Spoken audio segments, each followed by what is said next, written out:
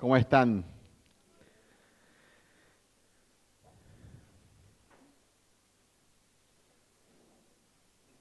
Bueno, antes de orar les comento que el título de este sermón es Resistí, que ya viene, y está basado en Hebreos 10, versículos del 26 al 39, uno de los pasajes más interesantes que nos podría tocar para predicar. Vamos a pedirle la bendición al Señor, su ayuda para acercarnos a su palabra, y después queda nuestra responsabilidad tratar de concentrarnos, abrir nuestro corazón y poder obedecer su mensaje. Amén. Oremos. Señor, queremos darte muchísimas gracias por permitirnos estar acá reunidos. Gracias, Señor, por cada una de las personas que pudo venir. Gracias, Señor, porque estás obrando en cada uno de nosotros. Estás convenciendo de pecado, estás guiando, estás animando. Tú eres un Dios sumamente bueno, un Dios sumamente amoroso, paciente, misericordioso. Y a ti venimos, Señor. Queremos conocerte más, queremos escuchar tu palabra y queremos que nos ayudes a adorarte como tú mereces ser adorado, a servirte y a responder con toda nuestra vida. Señor, solo tú puedes iluminar nuestro corazón de forma que podamos verte en el texto y que estas palabras no sean solo un discurso intelectual, sino, Señor, que puedan calar hondo en lo profundo de nuestro ser. Y nosotros queremos venir con esa humildad que requiere. Pedimos, Señor, que nos hagas humildes, que nos ayudes a concentrarnos y que nos dé la disposición, Señor, para poder obedecerte. Que podamos ver cuán hermoso, cuán suficiente es Cristo, Señor, y que podamos confiar plenamente en Él. Eso es lo que te pedimos, lo pedimos en el nombre precisamente de nuestro Salvador, de nuestro Redentor Jesús, y dejamos este tiempo en tus manos. Amén. Amén. Hace unos pocos años, mi familia y yo nos encontrábamos visitando iglesias en Estados Unidos y como a veces manejábamos distancias muy largas, teníamos a veces, no siempre, que parar en algún hotel al costado de la ruta. Y ese fue el caso. Una vez tuvimos que parar y nos quedamos en un hotel ahí cerca. Y cuando en el medio de la noche estamos ahí, los niños ya se habían dormido, escuchamos una alarma, la alarma del fuego, bien fuerte. Una alarma que no, obviamente no podías dormir, era bien notorio que había una alarma, ¿sí?, de fuego. Pero ¿qué hicimos nosotros como buenos latinos? Nada. Debe ser, no sé, una opción, debe ser un accidente. ¿Qué es lo primero que pensamos? Seamos honestos, ¿verdad? Entonces, no, y hay que salir, no creo, no sé, vos escuchás algo, no, sale gente, no, esperamos acá. O sea, se podía estar prendiendo fuego el hotel y nosotros íbamos a estar así, esperando, ¿verdad?, a ver qué pasaba, ¿no? Hasta que en un momento sí escuchamos gente, la alarma no paraba, ¿verdad? Entonces tuvimos que salir. Sí parece que había un principio de fuego, vinieron los bomberos, algo, gracias a Dios no pasó a mayores, nos morimos de frío afuera, al rato tuvimos que volver a entrar. Pero fue interesante y nos quedamos hablando con mi esposa cómo es que puede sonar la alarma y la mayoría de nosotros, porque no me digan, no estoy solo en esto, la mayoría de nosotros nos quedamos esperando a ver si como si vemos fuego, si pasa algo, ¿verdad? Me ha pasado en el Super 6, en el supermercado también, que se ha disparado la alarma y ¿qué hace la gente? Nada. Seguís comprando, ¿verdad? Porque si no ves fuego, no ves humo, bueno, debe ser un error. Pero lo interesante es que muchas veces puede pasar una catástrofe por no prestar atención a las alarmas. Como muchas veces estamos acostumbrados a que sea un error, un accidente, y no reaccionamos. Pero las alarmas están ahí para prevenirte de un posible peligro, un peligro inminente. Están en lugares donde suena la alarma de tsunami, suena la alarma de terremoto, suena la alarma por fuego. Entonces, el pasaje que nos vamos a acercar hoy es una advertencia, y esta advertencia suena como una alarma, ¿sí? Esta alarma no tiene el propósito de lastimarnos, de asustarnos, sino que está diseñada para nuestro bien. Nosotros hoy nos vamos a acercar a unas cuantas advertencias que hay en la Biblia, ¿sí? Hay un inminente peligro. ¿Qué tenemos que hacer? Tenemos que prestar atención. Entonces, acompáñame a Hebreos 10, 26 al 39. Y vamos a ver este hermoso pasaje. Hebreos 10, 26 al 39.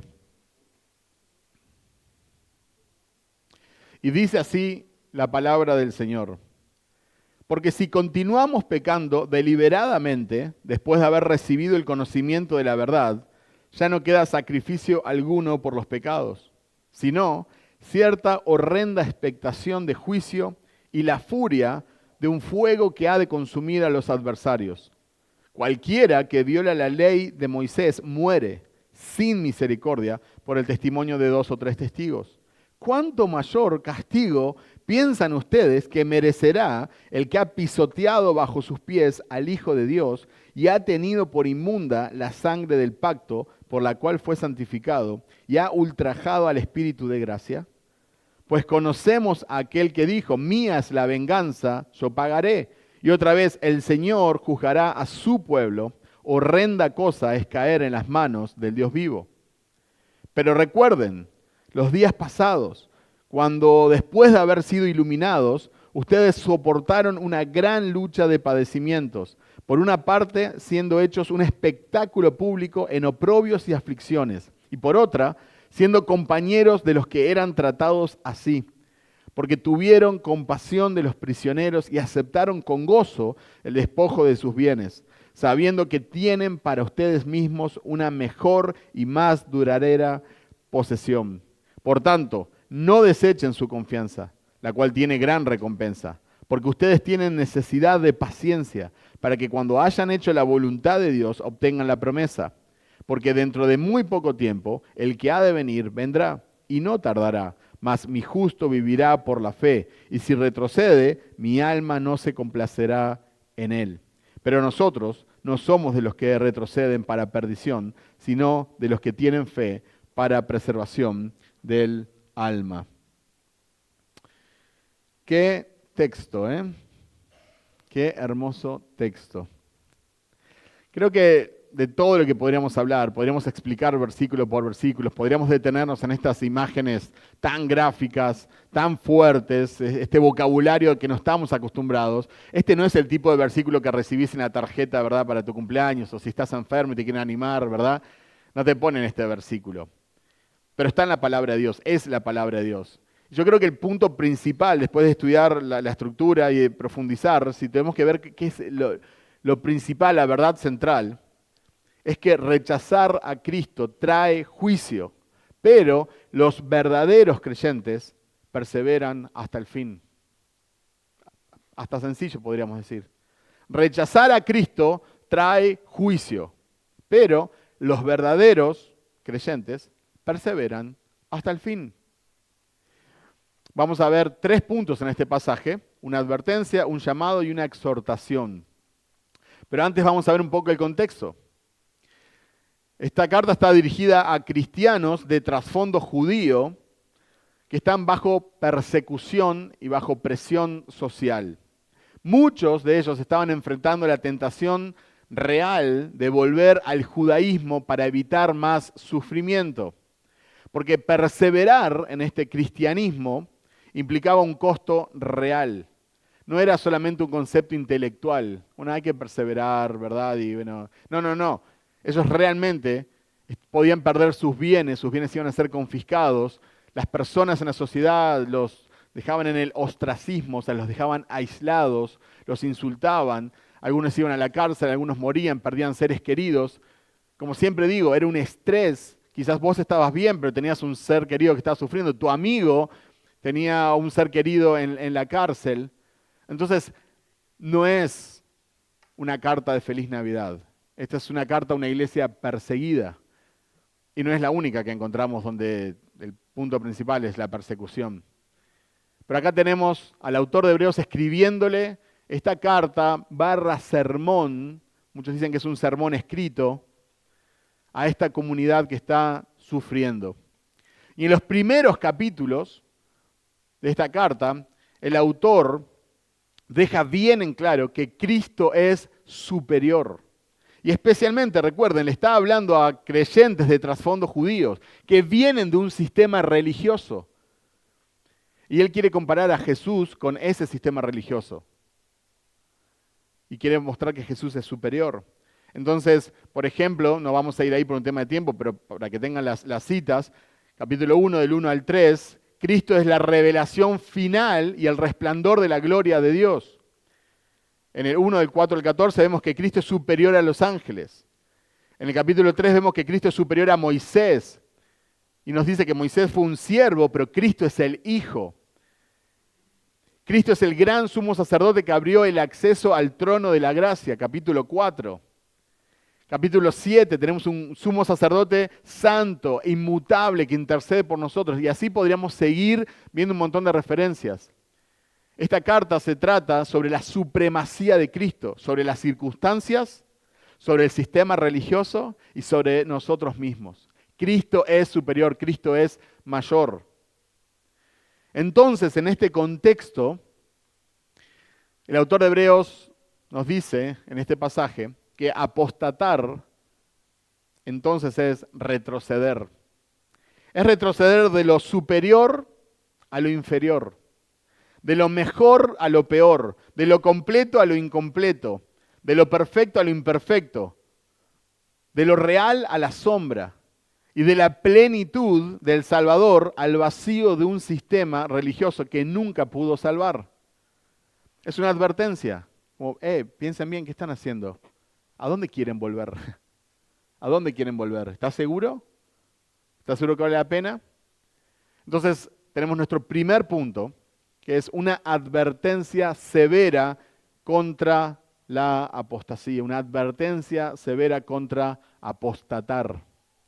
Y esto está basado en los versículos 26 al 31. Los voy a leer una vez más. Porque si continuamos pecando deliberadamente después de haber recibido el conocimiento de la verdad, ya no queda sacrificio alguno por los pecados, sino cierta horrenda expectación de juicio y la furia de un fuego que ha de consumir a los adversarios. Cualquiera que viola la ley de Moisés muere sin misericordia por el testimonio de 2 o 3 testigos. ¿Cuánto mayor castigo piensan ustedes que merecerá el que ha pisoteado bajo sus pies al Hijo de Dios y ha tenido por inmunda la sangre del pacto por la cual fue santificado y ha ultrajado al Espíritu de gracia? Pues conocemos a aquel que dijo, mía es la venganza, yo pagaré, y otra vez el Señor juzgará a su pueblo. Horrenda cosa es caer en las manos del Dios vivo. Wow. Próxima tarjeta de ánimo, aquí está enfermo, Hebreos 10.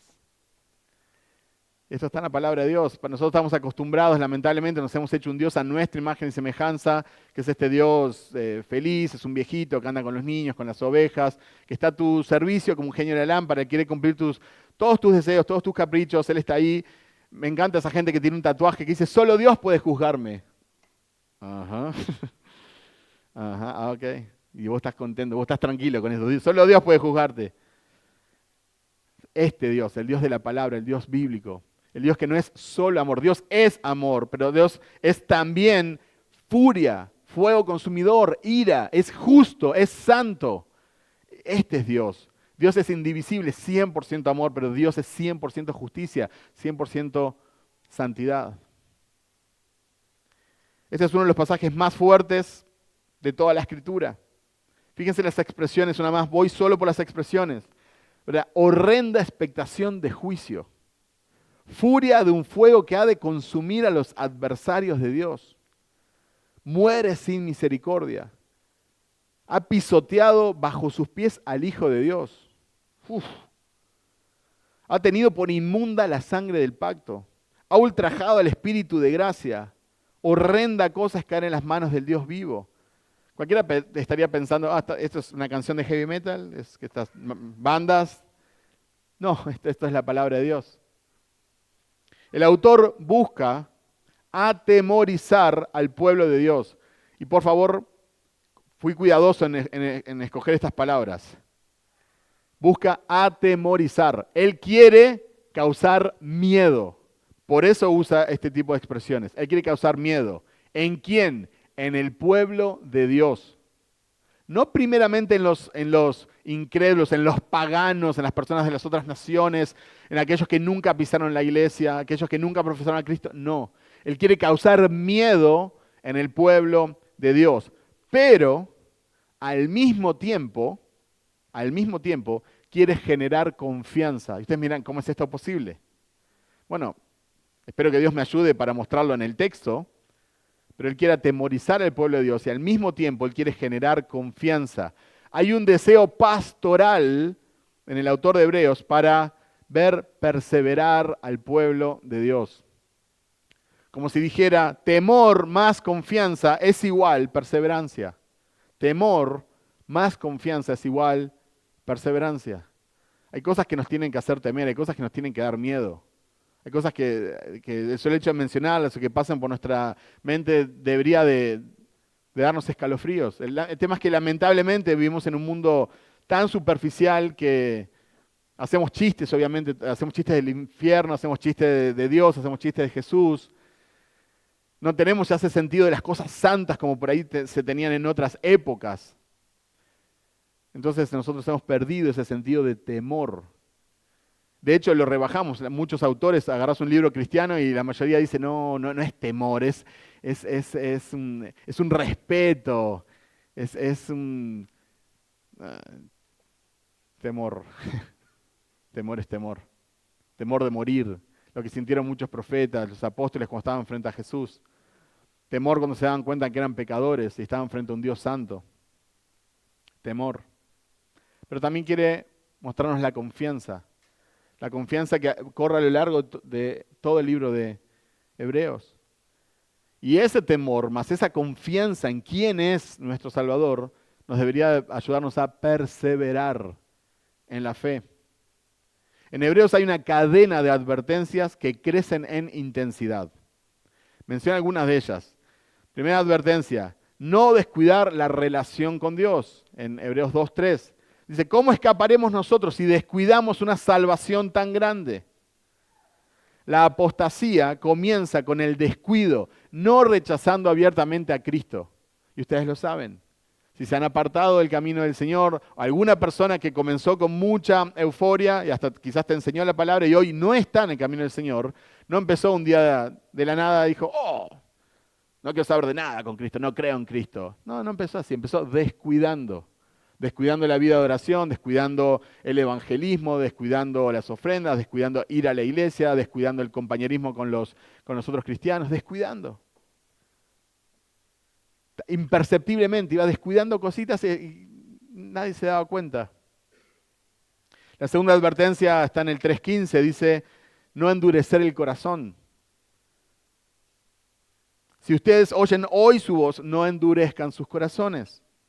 Cuando escuchás la palabra de Dios, no cierres tu corazón. Y no me refiero solamente a este formato de escuchar la palabra de Dios, que quizás obviamente es el principal, el central en la iglesia del Señor, para el pueblo de Dios, la predicación de la palabra.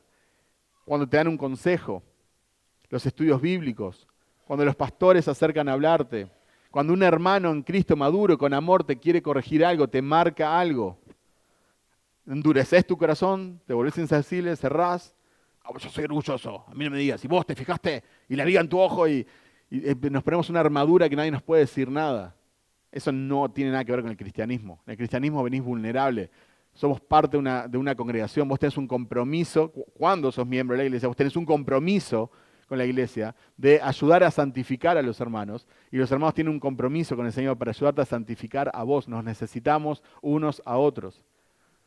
Pastor Juan Carlos predicaba el domingo pasado y decía, la salvación es personal, pero la santificación es corporativa. Amén a eso. Hay otra advertencia en el 4:11. Esforzate por obedecer. Dice, esforcémonos por entrar en el reposo. No sea que alguien caiga siguiendo el mismo ejemplo de desobediencia. Entonces, esforzate por hacer lo que tenés que hacer y esforzate por no hacer lo que no tenés que hacer. Esforzate. Lleva esfuerzo, demanda esfuerzo. Si no, todos seríamos súper santos. Porque todos estamos de acuerdo que vivir una vida de santidad es mejor. Te ahorrás un montón de problemas, vivís mejor, tenés gozo, te ahorrás un montón de consecuencias. Es lindo, es mejor. Pero lamentablemente no vivimos una vida de santidad perfecta. Entonces tenés que esforzarte y buscar la ayuda del Señor. Hay otra advertencia en el 6:1. Avanzá a la madurez. Dice, dejando las enseñanzas elementales acerca de Cristo, avancemos hacia la madurez. Te pregunto, ¿estás creciendo en la fe? ¿Sos una persona madura en la fe? Y fíjate que no te pregunté si tenés mucho conocimiento bíblico. No te pregunté eso. Te pregunto si sos maduro, que no es lo mismo. Entonces todo esto, este mostrar que Cristo es superior y las advertencias de un peligro inminente, son todo el preámbulo al versículo 26. Fíjate que vimos, no descuides tu salvación, no endurezcas tu corazón, no dejes de obedecer, no retrocedas tras haber probado la gracia, no rechaces el sacrificio perfecto de Cristo. Y ahora llega versículo 26, no peques deliberadamente. No peques deliberadamente. Lamentablemente, tristemente, no estamos contentos con esto, no estamos excusándonos. Lamentablemente, todos pecamos. Pero acá está hablando de una práctica del pecado, de un estilo de vida, donde vos ya ignorás a Dios, ignorás la palabra, vos te deleitás en el pecado, ya no hay temor de Dios y simplemente practicás el pecado. No estamos hablando de una caída, no estamos hablando de un momento, estamos hablando de una vida, un estilo de vida. ¿Por qué? ¿Cuál es el argumento del autor de Hebreos? Porque no hay otro Cordero de Dios que quite el pecado. En otras palabras, no hay otro sacrificio. Jesús es el sacrificio perfecto, eso lo vimos en Hebreos 9. Solo por la sangre de Jesús hay redención eterna. Cristo se ofreció una vez y para siempre para quitar el pecado. Entonces acá viene la verdad central, la misma verdad que pudimos ver en Hebreos 6. Si el sacrificio de Cristo no te es suficiente, lo siento, pero no hay más sacrificio por el pecado. Este es el corazón de Hebreos. Si el sacrificio de Jesús no te es suficiente, todo bien. Otro sacrificio no hay. No hay otro Hijo de Dios. No hay otra muerte en la cruz. No hay otra expiación. No hay otra persona que cumpla las condiciones de ser Dios, de ser hombre, de poder ponerse en la brecha entre el Dios Santo y los hombres pecadores. No hay. No hay nadie que haya vivido una vida perfecta, que haya nacido de una mujer virgen sin pecado. No hay. No existe. Entonces, si el sacrificio de Jesús no te es suficiente, ok, todo bien. Pero otro sacrificio no hay. Este es lo que está diciendo el autor de Hebreos. Este es el corazón. Si después de recibir el conocimiento, escuchaste el Evangelio, sos parte de una iglesia, ves lo que Dios está haciendo, y vos seguís pecando como si nada, como si no hubiera mañana, bueno, entonces, todo bien. ¿Querés buscar otras religiones? ¿Está bien? ¿Querés buscar otras sectas? ¿Querés filosofía? Metele. Pero él te adelanta, para que no pierdas tiempo. Otro sacrificio que te salve y te sane, no vas a encontrar. No hay. Esta carta está dirigida para cristianos. No porque la salvación se pueda perder, cosa que creo que precisamente en Hebreos vemos todo lo contrario, sino porque el autor de Hebreos le está escribiendo a una congregación donde hay personas que están tentadas a abandonar la fe. Él no conoce los corazones, nosotros tampoco conocemos los corazones. Entonces nosotros hablamos en general, hay advertencias y obviamente hay ánimo. Vamos a ver que él está convencido que la gran mayoría de su audiencia son cristianos que van a perseverar en la fe. Pero si hay alguno que está tambaleando, entonces viene la advertencia. Hey, ¿dónde estás parado? ¿Estás parado en Cristo? La apostasía no es dejar de creer como si fuera un simple ejercicio intelectual. A veces tratamos así el Evangelio, ¿no? Ay, ya no cree más, ahora es ateo, pero era cristiano. ¿En serio? ¿Vos creés que es solo un concepto intelectual? Ahora creo, ahora no creo, ahora creo, ahora no creo, me quiere, no me quiere. No es así. La Biblia habla de que fuimos trasladados del reino de las tinieblas al reino de la luz, que somos una nueva criatura, que las cosas viejas pasaron, que somos hechos nuevos, que nacimos de nuevo. No es solamente un ejercicio intelectual. Él sacó la venda que Satanás tenía sobre nosotros. No podíamos ver la gloria de Cristo. Él nos iluminó, puso luz a nuestro corazón. Una gran obra, un gran milagro. No es solamente, creo, ahora no creo. No es un concepto intelectual. La apostasía no es dejar de creer, es rechazar la revelación final del amor de Dios. Es rechazar la revelación final del amor sublime y perfecto de Dios. Porque aun cuando éramos pecadores, Cristo murió por nosotros. Es rechazar la misericordia que tanto necesitas. Solo Dios puede juzgarme. ¿Vos no te das cuenta que necesitas misericordia? ¿Vos no te das cuenta que vos no podés agradar a Dios? Que de continuo hacemos el mal, que nuestra garganta es mala, que nuestro corazón es malo, que nuestra mente es mala, que lo único que hacemos es malo. Si nos vemos buenos es porque no conocemos al único que es bueno. Necesitamos misericordia. Pero si rechazas a Cristo, estás rechazando la misericordia, la provisión de misericordia, el acto de amor. Es darle la espalda al sacerdocio eterno, al sacrificio perfecto y al nuevo pacto. Apostatar de la fe no significaba volverse ateo, sino abrazar un sistema religioso sin Cristo. Y eso es lo que hay en muchas iglesias. La gran mayoría de las personas que se aparta, la gran mayoría no dice, oh, no creo en Cristo ahora. Sí, obviamente que hay alguno que se quiere hacer ver y abre un canal de TikTok y ahora es re ateo y re anticristiano. Dale, crack, fenómeno, dale, toma un like, dale. La gran mayoría no se vuelve ateo. La gran mayoría simplemente vive una vida funcional sin Cristo. Va a la iglesia, participa de un ministerio, predica, va a misiones, ofrenda, pero no hay Cristo en su vida. No tiene una relación con Él. Cristo no es hermoso. Cristo no lo satisface. No lucha por orar, no lucha por leer la Biblia, no lucha por dejar el pecado. Esa es la apostasía. La advertencia de Hebreos no busca primeramente asustar a los incrédulos, sino despertar a los indiferentes en la iglesia. Él está escribiéndole a una iglesia. Él está escribiéndole a cristianos, o por lo menos a personas que profesan ser cristianos. Él no está haciendo evangelismo en las calles. Obviamente que se puede usar, claro que sí. A los incrédulos les espera un juicio horrendo si no se arrepienten y no creen en Jesús. Pero esta carta, el contexto, está hablándole a cristianos, a una iglesia como nosotros. ¿Estás indiferente al pecado? ¿Estás saliendo con una persona que no es cristiana? ¿Estás practicando la inmoralidad sexual? ¿Estás generando dinero con una actividad ilícita? Y así podríamos seguir continuando. Pero si el Espíritu Santo te está convenciendo, te está tocando, te está recordando algo, bueno, entonces no endurezcas hoy tu corazón. Está implícito en el pasaje que si tenés una relación con Cristo, no podés tener una relación con el pecado. Está implícito. Porque se dice, ¿cómo seguís pecando deliberadamente? Se espera que si vos estás en Cristo, has confiado en Él, has creído en Él, ya no tengas esa relación con el pecado. No significa que no vas a pecar o que vas a ser perfecto. Lamentablemente, tristemente, esa no es nuestra realidad. Pero vamos a luchar, no nos vamos a conformar, no nos va a dar lo mismo, nos va a doler, nos va a dar asco. Y cuando notamos que ya no nos da asco el pecado, cuando notamos que realmente no nos molesta tanto, ahí entonces lucha aún más, orá más, lee la Biblia. ¿No tenés ganas de orar? Orá más. ¿No tenés ganas de leer la Biblia? Lee más la Biblia.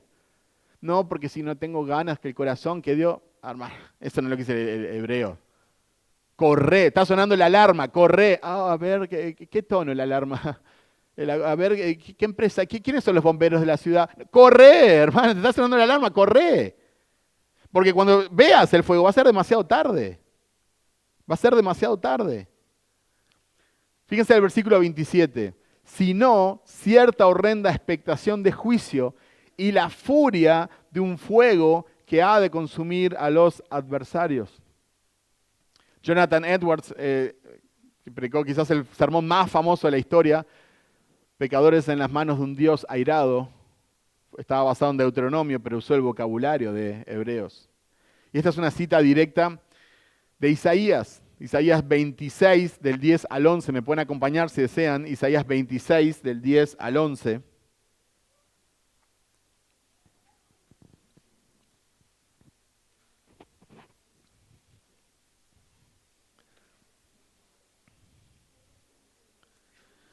Isaías 26, del 10 al 11. Y dice así la palabra del Señor.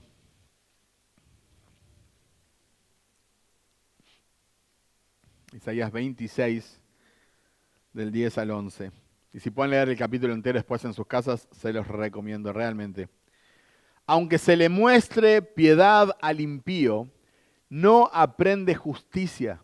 Obra injustamente en tierra de rectitud y no ve la majestad del Señor. Oh Señor, levantada está tu mano, mas ellos no la ven.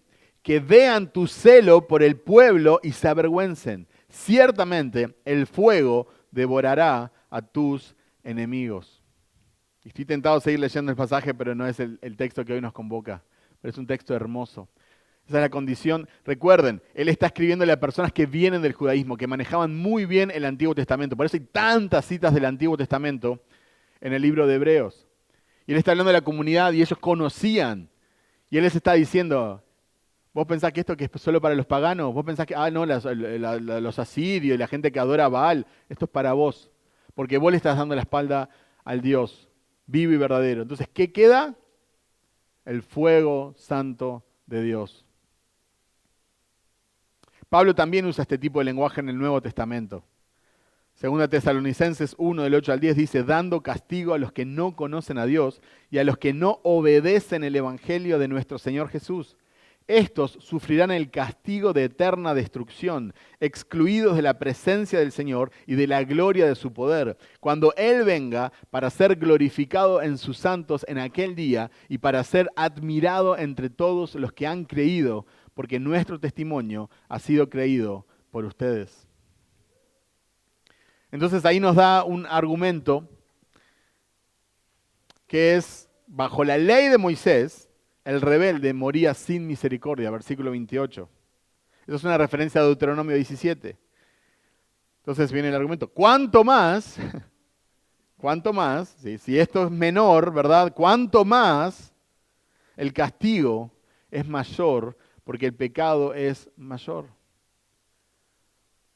Si la gente simplemente no obedecía la ley que fue dada por Moisés, y ahora Dios manda a su hijo, y vos pisoteás a su hijo, es una imagen gráfica que nos está dando.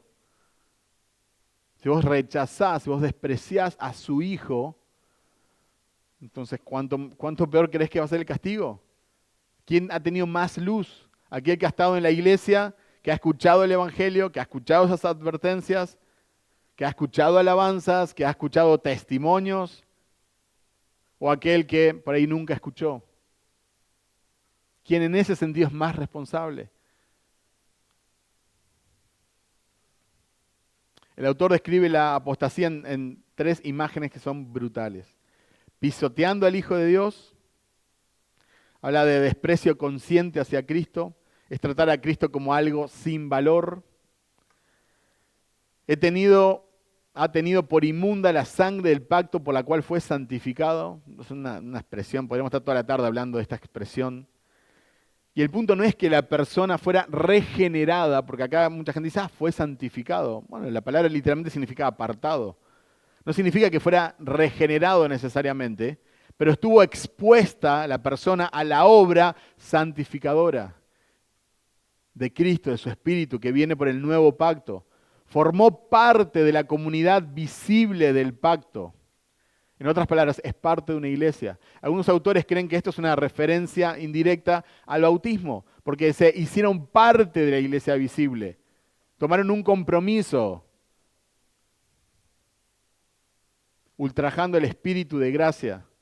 Otras versiones dicen insultando al espíritu de gracia. La persona experimenta una gracia externa, pero conscientemente la rechaza. Y después el autor cita a Deuteronomio, que nosotros muchas veces hemos escuchado, cuando alguien te hace mal, el Señor dice, no me voy a vengar, porque el Señor dice, mía es la venganza, yo pagaré.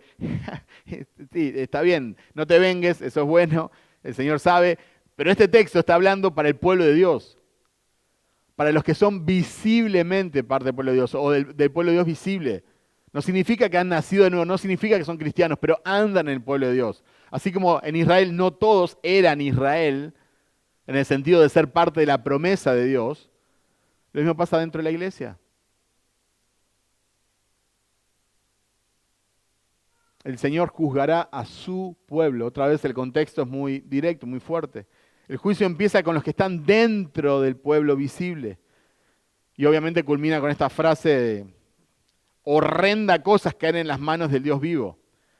Otra vez, él está escribiendo de corazón, un corazón pastoral, está escribiendo de verdad, ¿no? O sea, piensen, ¿estás tentado a volver?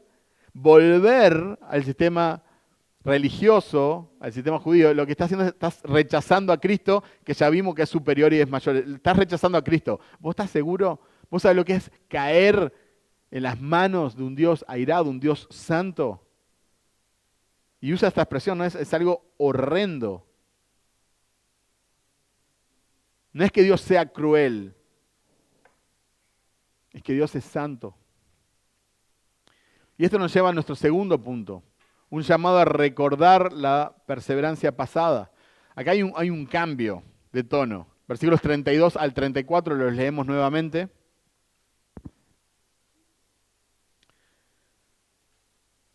Hebreos 10, 32 al 34. Pero recuerden los días pasados, cuando después de haber sido iluminados, ustedes soportaron una gran lucha de padecimientos. Por una parte, siendo hechos un espectáculo público en oprobios y aflicciones. Y por otra, siendo compañeros de los que eran tratados así, porque tuvieron compasión de los prisioneros y aceptaron con gozo el despojo de sus bienes, sabiendo que tienen para ustedes mismos una mejor y más duradera posesión. Acá el autor da un giro hermoso, un giro completo, con ese pero. Después de una advertencia súper dura, con palabras súper gráficas y directas, nada romántico, el autor no deja a la iglesia aterrada. Los quiso sacudir, les quiso infundir temor, les quiso mostrar la realidad del juicio de Dios, de la santidad de Dios, de las consecuencias de abandonar a Cristo, pero no deja a la iglesia simplemente ahí aterrada. Lamentablemente eso es lo que hacen muchos pastores hoy en día. Obviamente, tenemos el caso, ¿no?, de los que predican todo bonito, prosperidad, amor, cero pecado, cero evangelio, cero Cristo, cero arrepentimiento. Ok, eso está mal. Pero también hay muchos que están todo el día con los no bailar, no tomar, no esto, no, y todo el juicio, y no hay gracia, no hay sacrificio, no hay perdón, no hay salvación. Eso tampoco es bíblico. Acá el autor es bien claro. No quiere dejar a la iglesia aterrada. Los llama a recordar su fidelidad, la fidelidad del pueblo de Dios, la fidelidad de esta iglesia, la fidelidad de estos hermanos, para sostener su perseverancia presente.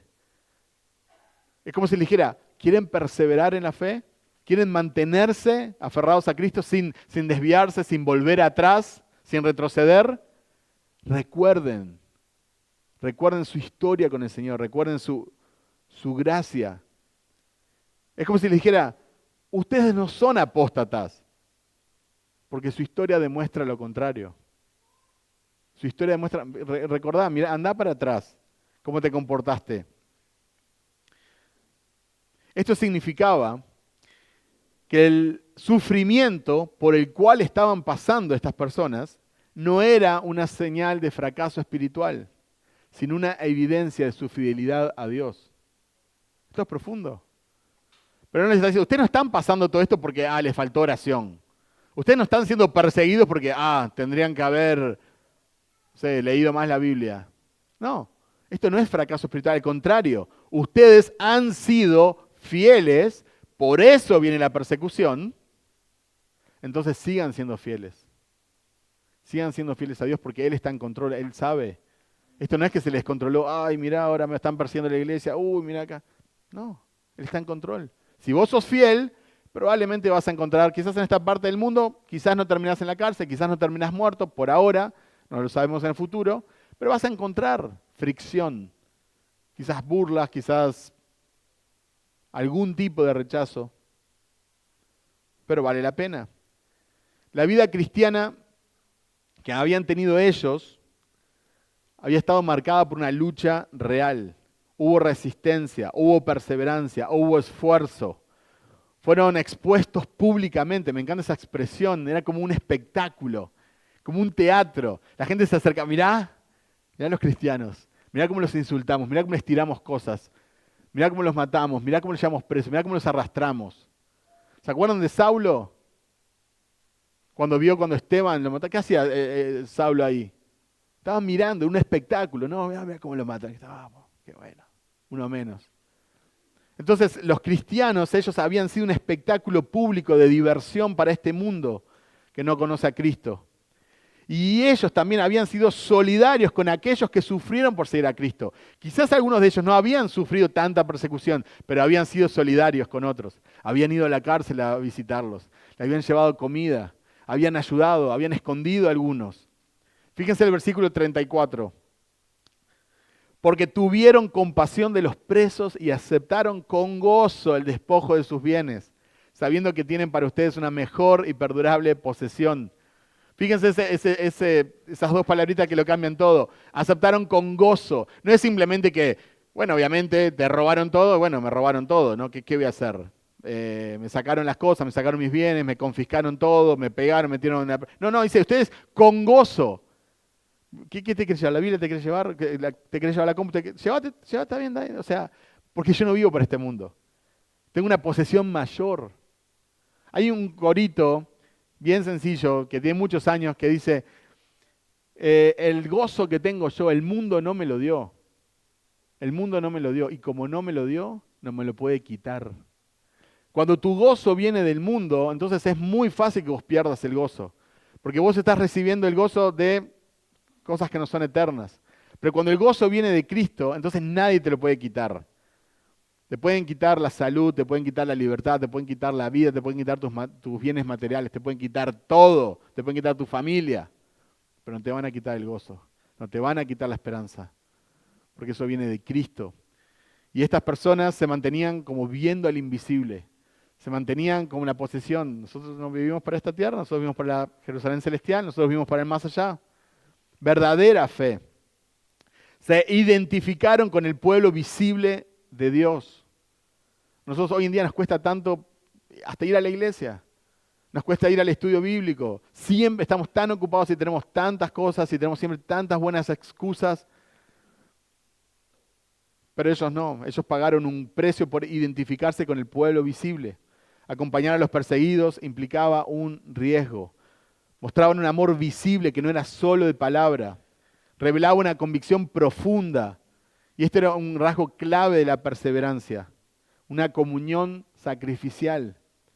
Les habían confiscado sus propiedades por su fe, pero aceptaron con gozo, porque tenían puesta la mirada en el galardón.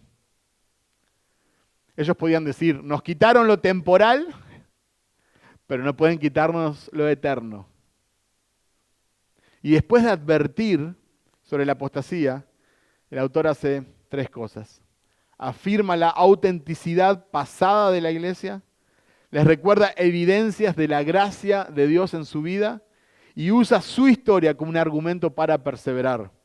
En otras palabras, les está dando ánimo, no solo temor, ánimo. Como si les dijera, si querés perseverar, medita en tu historia de gracia. Practica el amor por los santos. Aferrate a tu esperanza futura y valorá el reino de los cielos por sobre tu vida acá en la tierra. Entonces, ahora sí, con esta transición nos va a llevar al último punto. Una exhortación a perseverar con fe.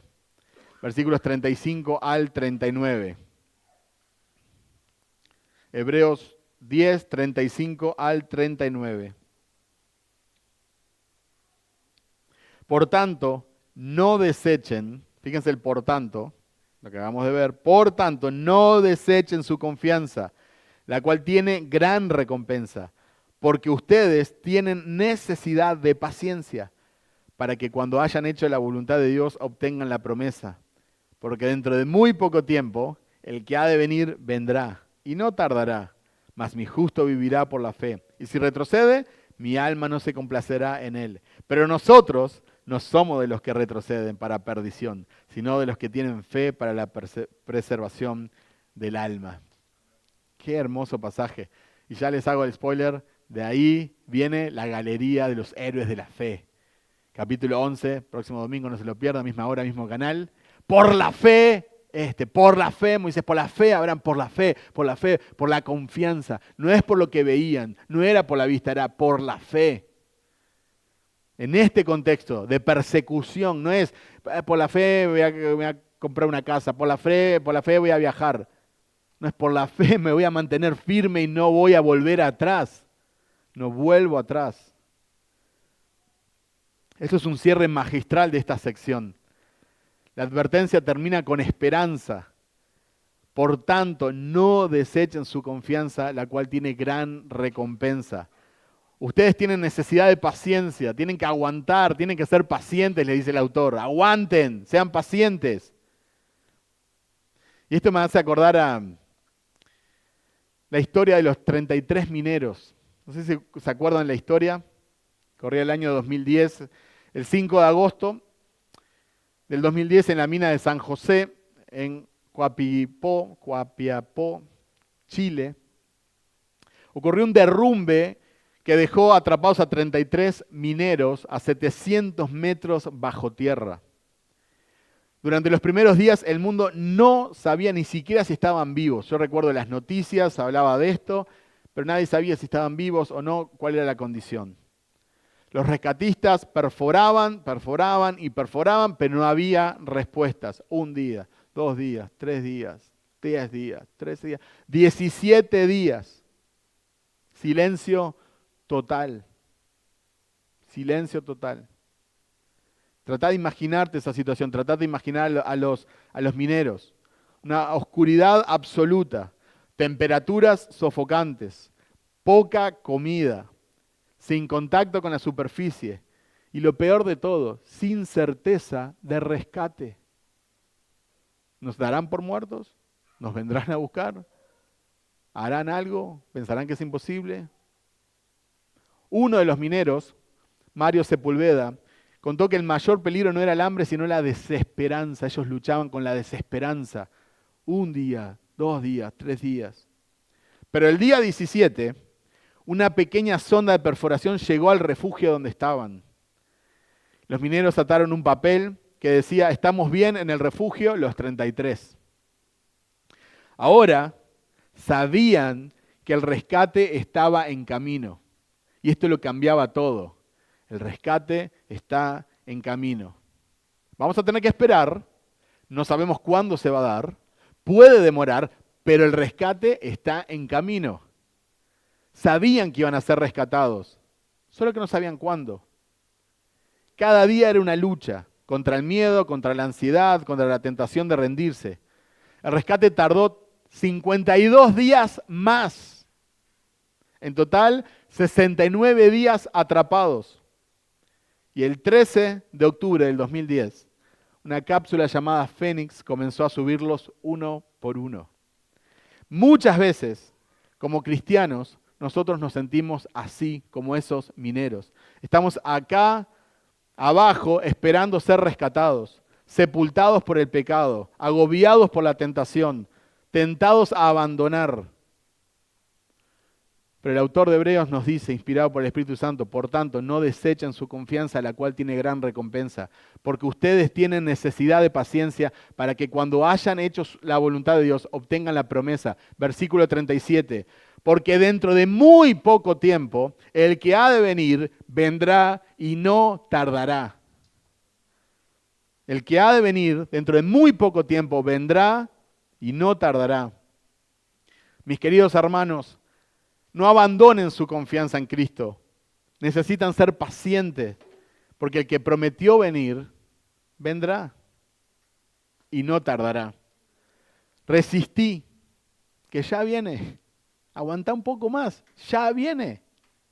Ya viene. ¿Estás desanimado? Resistí que ya viene. ¿Estás cansado? Resistí que ya viene. ¿Estás triste? Resistí que ya viene. ¿Estás perdiendo el rumbo? Resistí, que ya viene. ¿Estás considerando abandonar todo? Resistí, que ya viene. Hebreos 10, 26 al 39 es un texto de esperanza. Es un texto de ánimo, pero también es un texto de advertencia. Es un llamado a la perseverancia. ¿Nos habla duramente? Sí. Es una advertencia incómoda, pero nos habla con amor pastoral. Es una esperanza escatológica. Hace referencia al fin de los tiempos. Dentro de muy poco tiempo, el que ha de venir vendrá y no tardará. Resistí, resistí que el que ha de venir va a venir. Segunda de Pedro 3:9 dice, en realidad no es que el Señor sea lento para cumplir su promesa, como algunos piensan. Al contrario, es paciente por amor a ustedes. No quiere que nadie sea destruido. Quiere que todos se arrepientan. Si el Señor hubiera venido hace 20 años, quizás muchos de nosotros no estaríamos acá. Pero el Señor ha sido paciente y sigue siendo paciente porque Él quiere que todos procedan al arrepentimiento. Que todos acepten su amor, que todos lo conozcan, para que Cristo sea exaltado, para que por toda la eternidad un gran número de personas de toda lengua, tribu, nación estén cantando y exaltando al Cordero que es digno. El autor termina citando a Habacuc, lo adapta cristológicamente. El justo por la fe vivirá, mi justo por la fe vivirá. En Habacuc Dios interviene, pero en Hebreos Cristo regresa. La base de nuestra perseverancia no es la fuerza humana, es la certeza del regreso de Cristo. Esto es escatología, no los detalles del cuándo, el cómo y las discusiones interminables de Facebook, de personas que no tienen, ni van a la iglesia a veces. Esta es la escatología. El Cordero vencerá. Cristo va a regresar. Esto es el combustible para la perseverancia. Cuando crees que ya no da más, ahí tenés que acordarte, Cristo viene, viene pronto. ¿Qué estoy haciendo acá? ¿Por qué estoy haciendo esto? ¿Por qué estoy perdiendo el tiempo? Si Cristo puede venir mañana, Cristo puede venir hoy. ¿Por qué no lo creemos? Apostatar no era ateísmo, era volver a un sistema religioso sin Cristo. Pero nosotros no somos de los que retroceden. El autor de Hebreos termina así, ¿no? No dice, tal vez apostaten, los conozco, son tremendos. No, no dice eso, dice, nosotros no somos de esos. El autor apela a la identidad de los creyentes.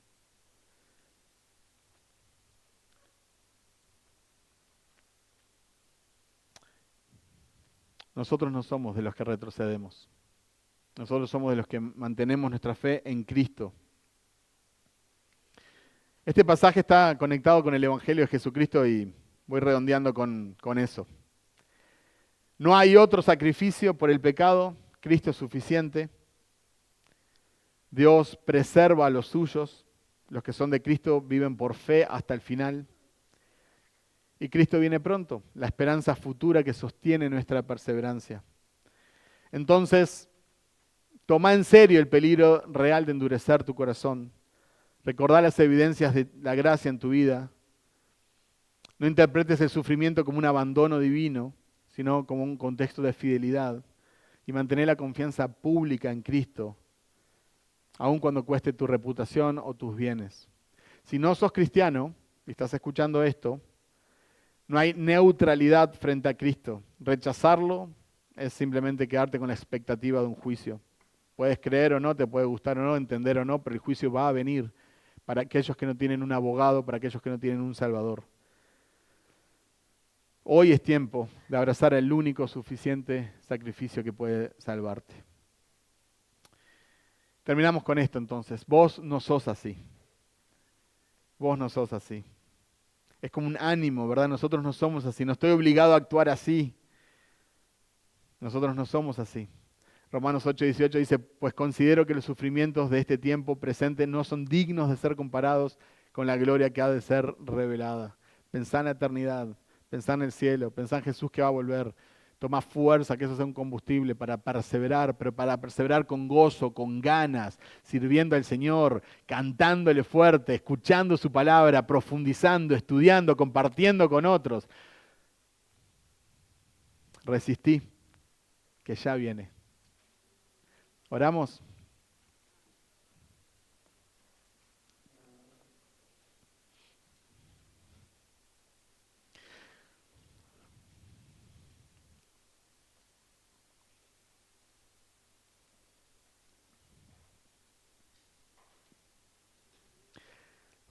Querido Señor, nosotros te damos muchas gracias por tus advertencias en la Biblia.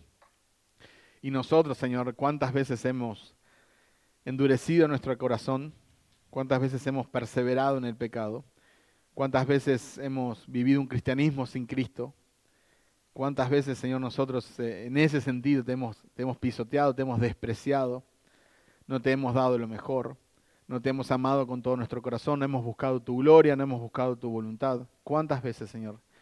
Y solo tú conoces los corazones, cómo nos encontramos cada uno de los acá presentes, los que estamos escuchando este mensaje. Solo te pedimos, Señor, que tú nos des amor por vos, que nos des fe, que nos des paciencia, que nos ayudes, Señor. Nosotros confiamos que tú preservas nuestra alma, Señor. Nosotros no tenemos la fuerza, Señor, de guardarla, pero nosotros confiamos, Señor, en tus promesas.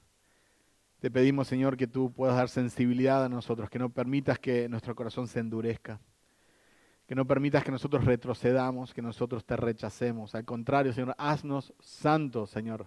Ayúdanos a crecer en santidad. Danos pasión, Señor. Pasión por tu nombre. Ayúdanos a combatir con el pecado, Señor, a dejarlo de lado, Señor, para vivir en el poder del Espíritu Santo, para hacerte testigos, Señor, para vivir para tu gloria, para que tú seas exaltado, Señor. Gracias, Señor, porque sabemos que vienes y que vienes pronto. Danos, Señor, esa convicción para que podamos vivir a la luz de esa realidad. Tú vienes, Señor, vienes pronto, no te tardarás. En tu nombre oramos, Señor. Amén, amén. Dios los bendiga.